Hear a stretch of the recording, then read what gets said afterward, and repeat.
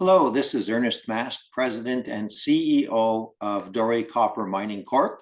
We are listed on the TSXV as DCMC and on the OTC as DRCMF. I'm here to talk about our critical minerals projects in Quebec, and I'll be going through the slide deck with you now.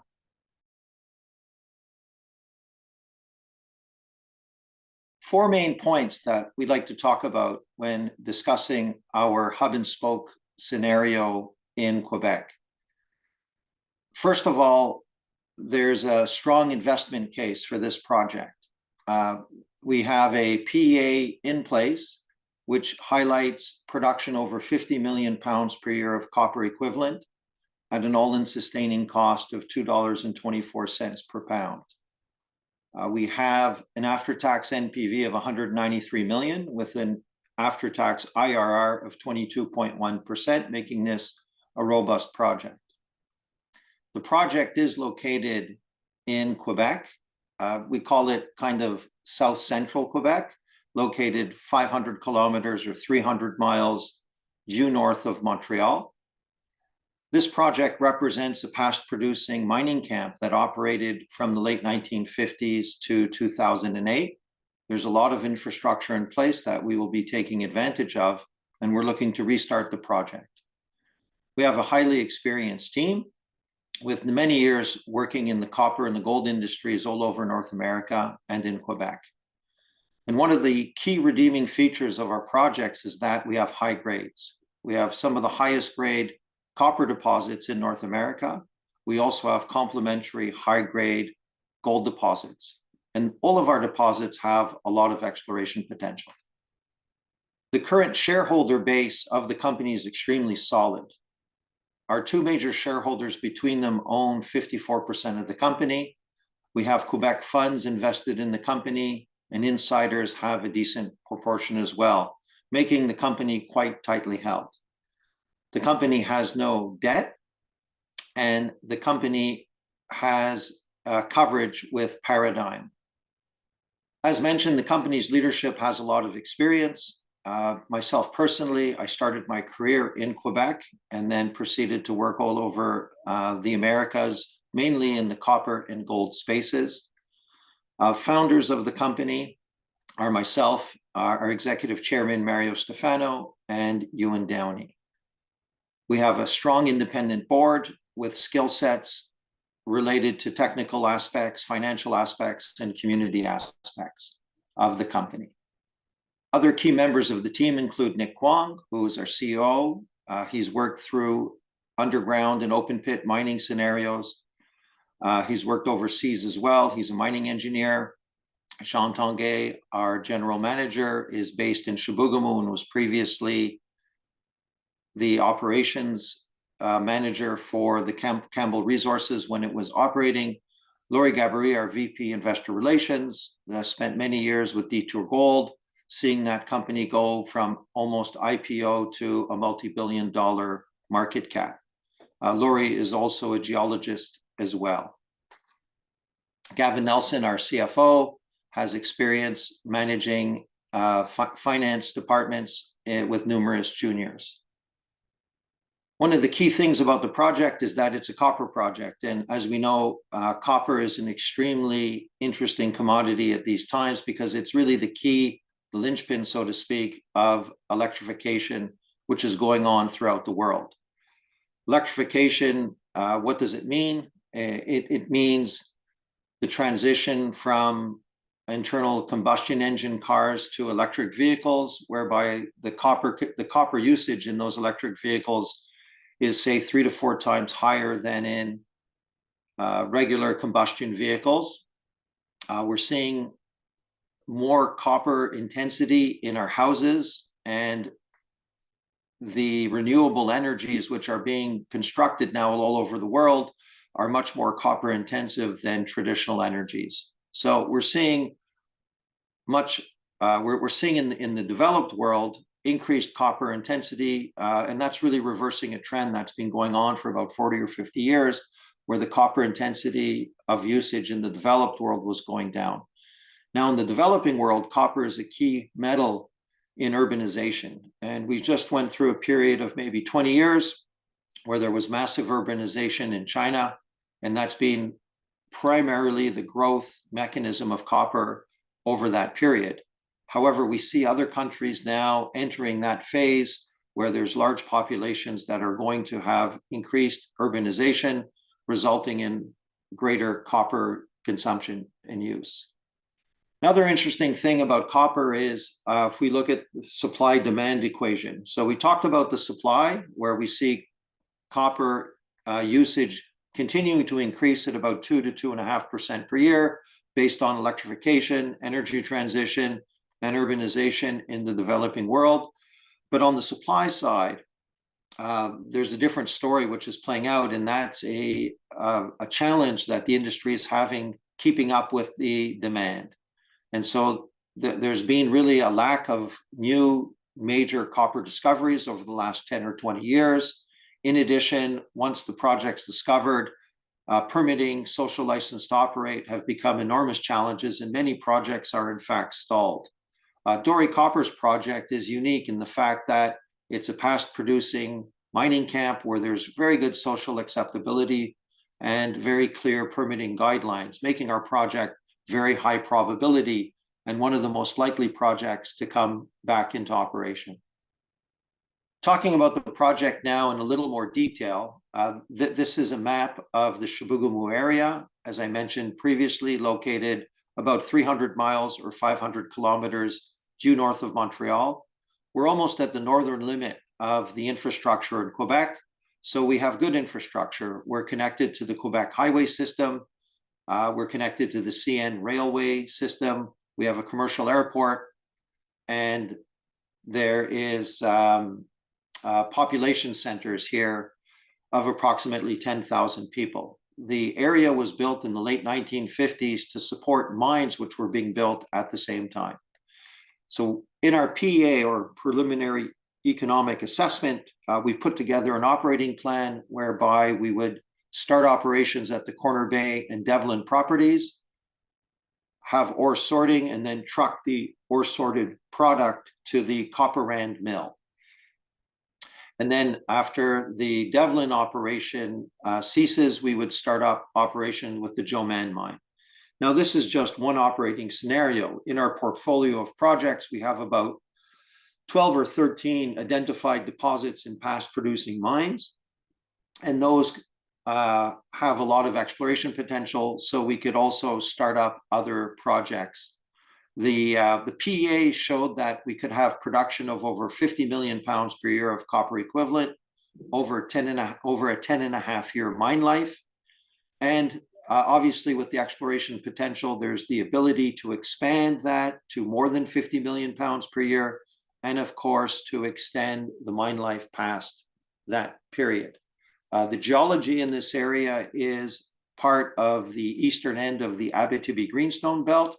And so it's a very rich area geologically, and there's other copper, base metal, and gold deposits that could also be fed to our mill. So we're quite confident that once we get the mill up and running, it's going to become an attraction or a magnet for these other deposits that are in the area, giving the mine life probably much, much more than the 10.5 years that we've delineated.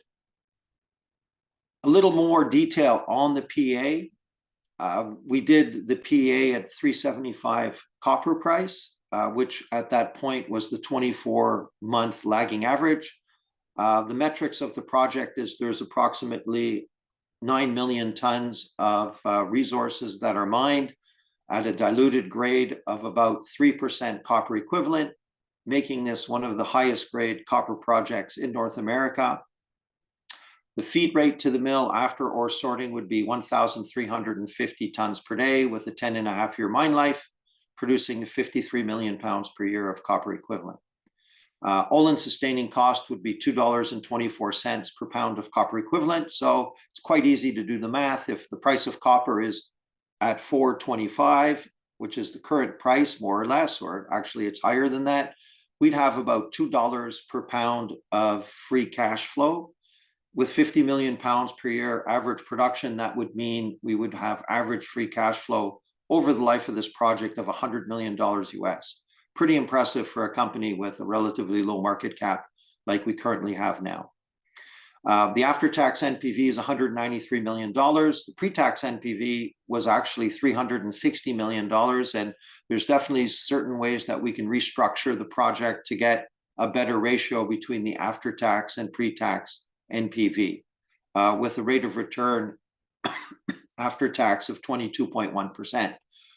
We can see that the project is highly leveraged to the copper price, so that at a copper price of $4.20 per pound, the after-tax NPV increases by over 50%, and the IRR after-tax increases from 22% to over 29%.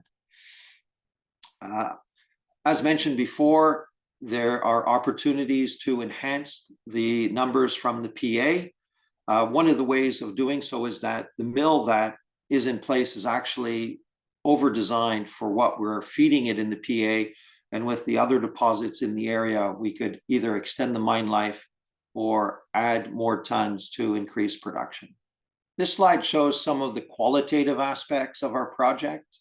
On the lower left-hand corner, we see an aerial view of the mill and tailings facility in relation to the town of Chibougamau. We're located only 10 kilometers or 6 miles by road from the town, definitely making this operation a commuter operation. And with that, we avoid having to build an expensive camp and having a fly-in, fly-out type of arrangement. The infrastructure, as I mentioned before, is really impeccable. We're located on the Hydro-Quebec electricity grid. We have a mill in place. It does need some upgrading, which I'll talk about in a few slides. We have a tailings facility in place. We have road connectivity to all the mines in the town. There's a bypass road south of the town, which the ore trucks would take to avoid having to go through the town. We're planning on using ore sorting technology at the mines, and that will minimize the amount of truck traffic. This area has more infrastructure in place. In fact, there's already underground access to our deposits, with a ramp at Corner Bay and Devlin and a shaft at Joman, and some of the other deposits which we have in the camp, which aren't included in the PA. We're also quite well integrated with the community. The community never fails to remind me that the town was built on the back of the mines. And so all the townsfolk in Chibougamau have a personal connection to our mines, whether it's a grandfather, a father, an aunt, a brother, or an uncle who worked at these mines. We've also developed a very good relationship with the Ojibougamau First Nation. They're part of the Cree Nation of Quebec. They too have had many community members work at the mines in the past. And we're looking forward to continue building the excellent relationships we have with those two communities. Talking a little more detail about the infrastructure that we have.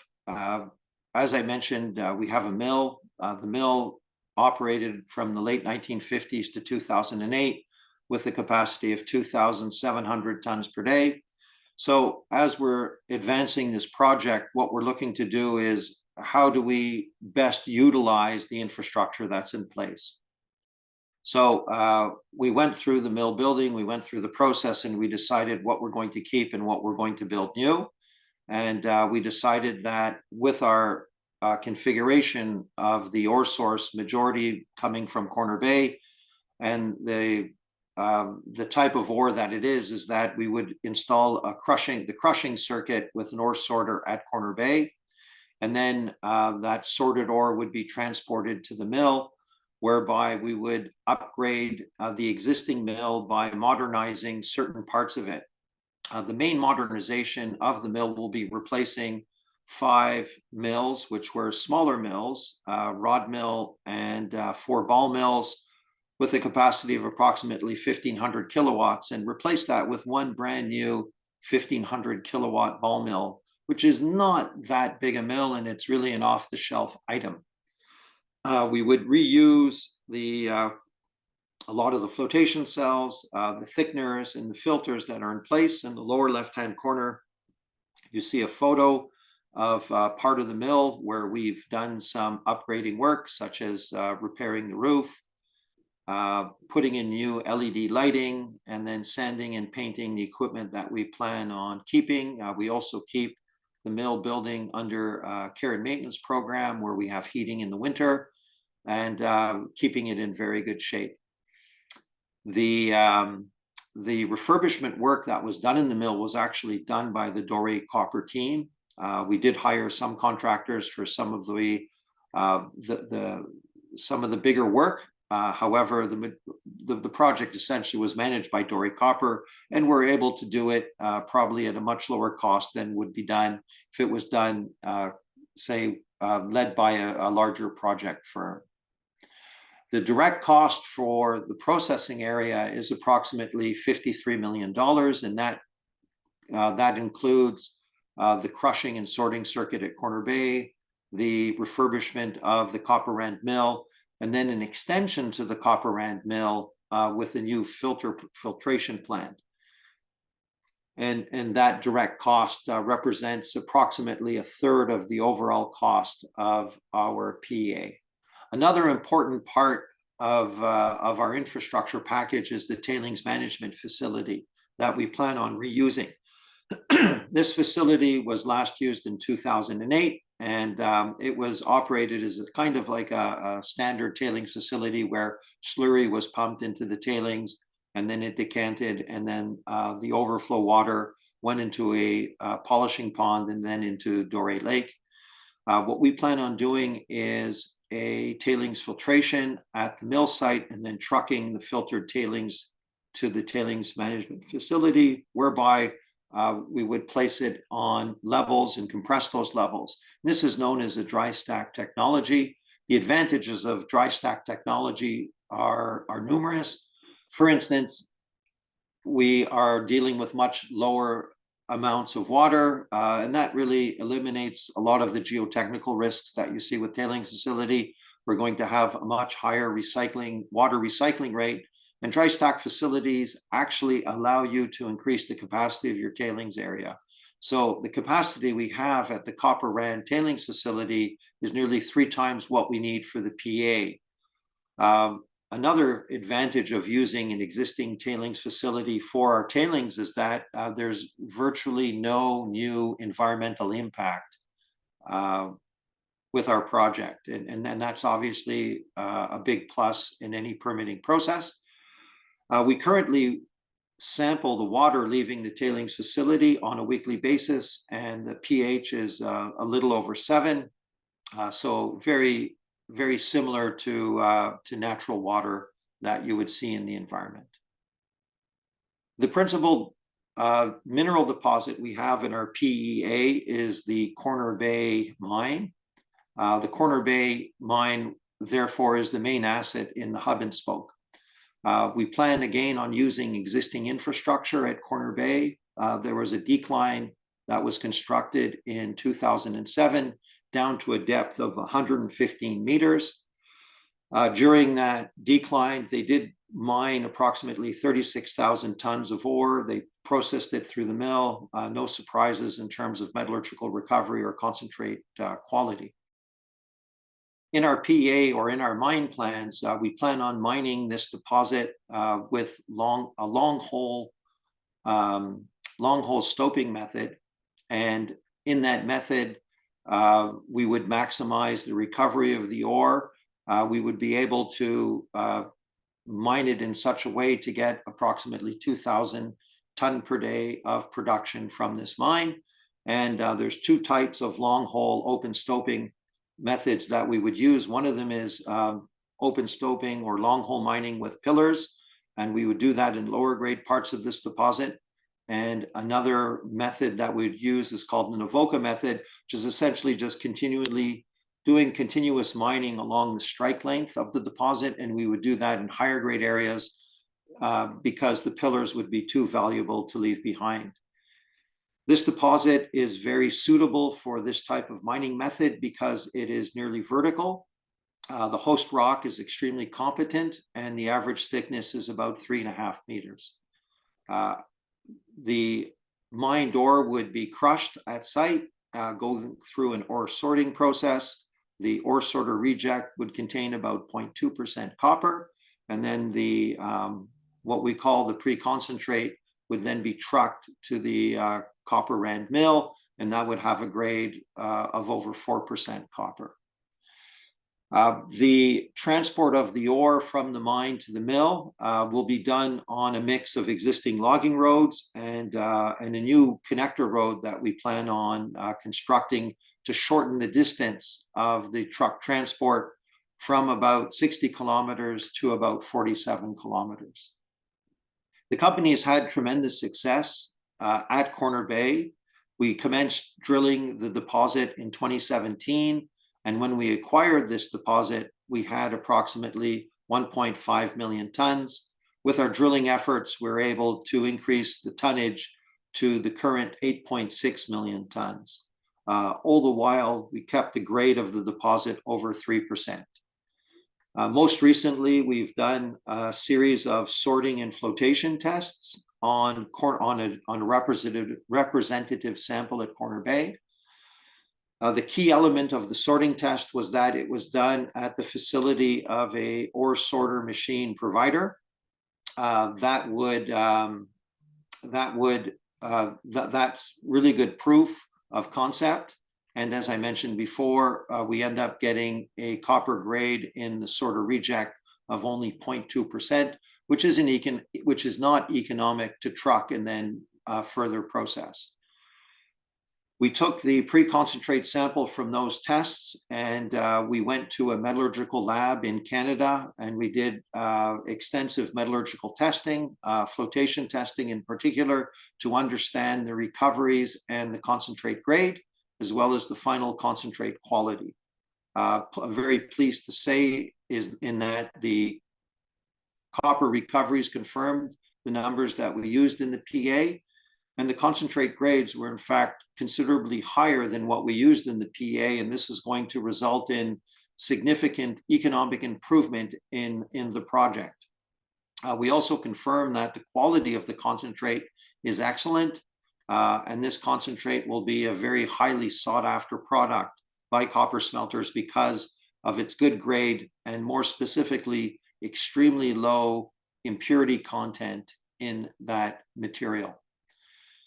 We also did, following the PA, we also drilled a considerable amount of infill drilling at the Corner Bay deposit, and we had a number of intercepts that were superior to the intercepts that we had used in the, or the intercepts that were in those areas in the original resource estimation.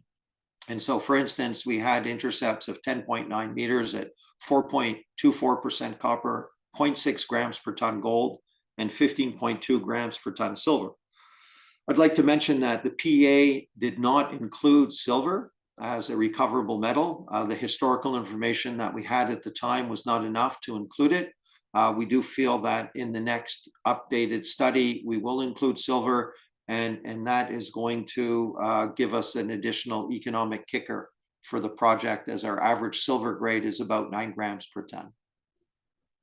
Secondary deposit that we have in the hub and spoke model is the Devlin deposit, and in the preliminary economic assessment, we have Devlin and Corner Bay commencing operations at the same time. The mineralogy of the Devlin deposit is very similar to Corner Bay in that it's relatively high-grade copper in a vein structure. The difference is, though, that Devlin is a horizontal deposit located about 80 to 100 meters below the surface, and there is also a ramp in place as this deposit was test mined in the early 1980s.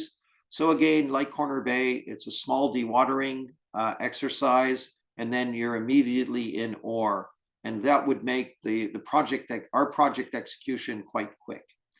The Devlin deposit in total is approximately, it's a 2% copper deposit, and in the PA, we have 950,000 tons of it mined over a 4-year mine life.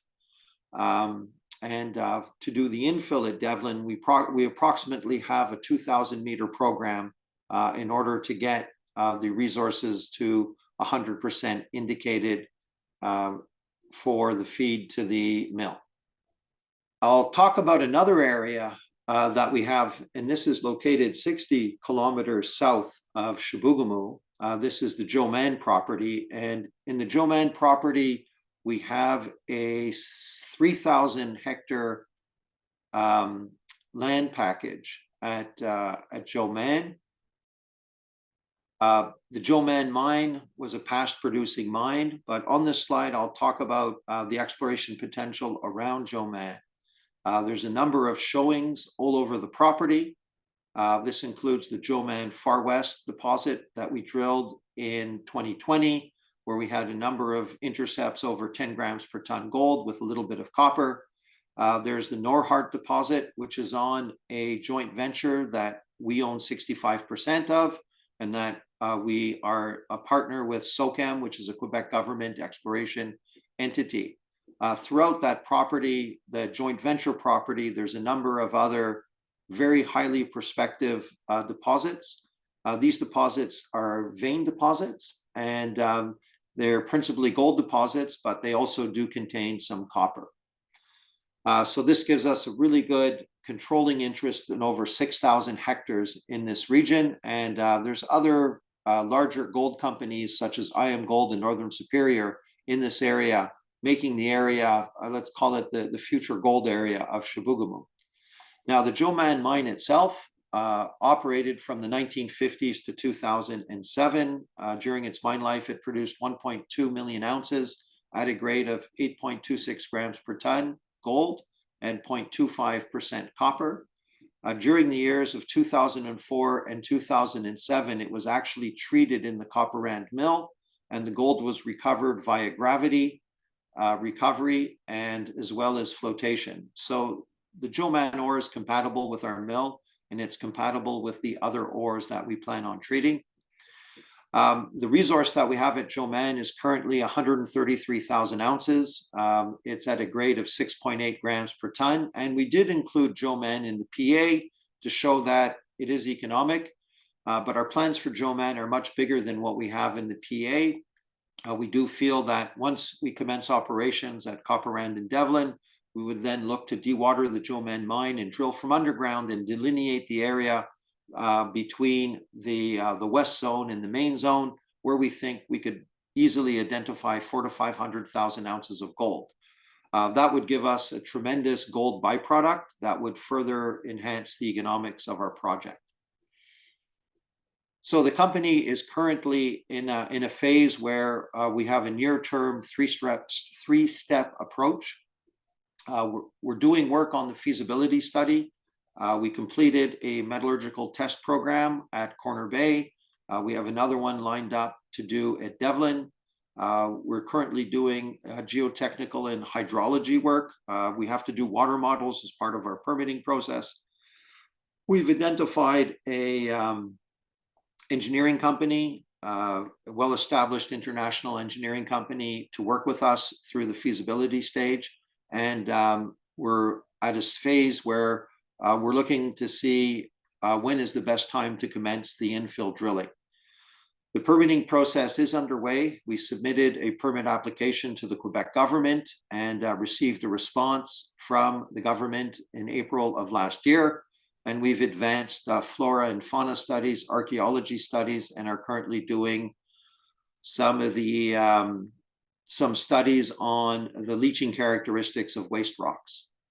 The other item the company is working on is we currently have some exploration ongoing. We have a number of very interesting exploration targets that, if successful, would truly enhance further the economics of the project. And these include the Cedar Bay Southwest zones, some extensions at Corner Bay, and we've already done some work on Devlin this year. So talking about exploration, I'll start talking about the central camp. This is the camp where historically the majority of the ore had been mined for the Copperand mill. The biggest mine in the camp was in fact the Copperand mine.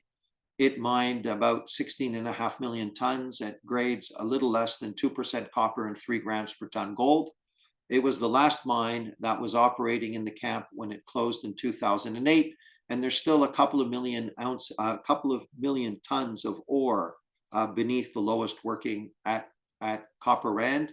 We decided not to include it in the PEA just because it would mean quite deep mining, and we didn't want to include that complexity in our PEA, but eventually down the road, we definitely will probably return to Copper Rand. But more importantly, we have a number of very interesting targets in the central camp, and I'll talk about the most interesting target that we do have, and it's called Cedar Bay Southwest. Cedar Bay Southwest is located just to the northwest of the Copper Rand mine, and it's obviously to the southwest of the Cedar Bay property. The Cedar Bay mine operated from 1960 to 1990. It produced 3.9 million tons at 1.63% copper and 3.2 grams per ton gold. It was mined to a depth of 700 meters. Doré Copper has drilled the Cedar Bay zone in 2018 and 2020, and we delineated a very high-grade resource at depth at about 1,000 meters, which is just below the existing mine shaft. That resource is about 360,000 tons with a grade a little under 9 grams per ton gold and 1.8% copper. Now, the Cedar Bay Southwest zone is about 200 meters away from the Cedar Bay main zone, and the majority of that potential deposit has never been drilled. And the reason for that was in the past, there were two owners. One owner had a periphery of the strike length, and they drilled and did a little bit of mining there. But what should be the most productive area on that southwest vein has never been drilled. And we plan on, we in fact will drill that very shortly. And we do know there is a structure there. And if it's anything similar to the Cedar Bay mine or the Copper Cliff mine, which was a little to the north, we should have some very interesting results. So that's definitely something for investors to look out for. Another very interesting target that we have is the Gillum Property. And this is located about 15 kilometers northwest of the Copper Rand mill. It is a 50-50 joint venture with Argonaut Gold. The Gillum Property includes the past producing Gillum mine, which operated in the late 1970s and early 1980s. However, the very interesting part of Gillum for us is what's known as the KOD zone, which was discovered in the 1980s. The operator at the time put down a exploration ramp. They did some underground drilling as well, but that company then got sidetracked and was building mines in Latin America and stopped working on this deposit. When we picked it up, since we picked it up, we've done about 7 or 8 holes in Gillum KOD to delineate the strike extension and the depth potential. And the majority of our holes end up with a 10 gram per ton plus intercept. So we're currently compiling the information at Gillum. In that compilation process, we've gotten a much better idea of the geology of the deposit, what limitations are on the potential deposit. And we're very happy to say that we've identified 4 distinct veins at Gillum. They're all open at depth. The deepest drilling that has been done is about 700 meters. And we're currently going to determine what drilling needs to be done in order to come up with a resource with Gillum. So Gillum represents tremendous upside for the company, especially at these prices of gold. And I'll end off the presentation with a slide similar to our first slide, where we talk about the main characteristics of Doré Copper and why it represents a very interesting investment. So first of all, we have something quite unique. We've consolidated a past producing copper-focused mining camp in Quebec, which is one of the best jurisdictions in the world. We have something quantifiable. We have a very positive PEA with a tremendous amount of upside. The PEA takes advantage of the infrastructure that we have in place, resulting in a low capital cost project producing over 50 million pounds per year of copper equivalent over 10.5 years. The deposits that we do have tend to be very high grade, whether they're copper deposits or whether they're gold deposits. And so the company is currently doing some exploration work to further understand the potential of the camp. And then the company has a strong financial backing. We have major shareholders that are very committed to advancing the project through the feasibility study and hopefully into production. I think we've timed our project perfectly with the market. We see copper entering a very bullish phase, and if we're able to get this project into operation, it's really going to be a very profitable venture. And so I'll ask investors to reach out to me to talk further about the opportunity that Doré Copper represents.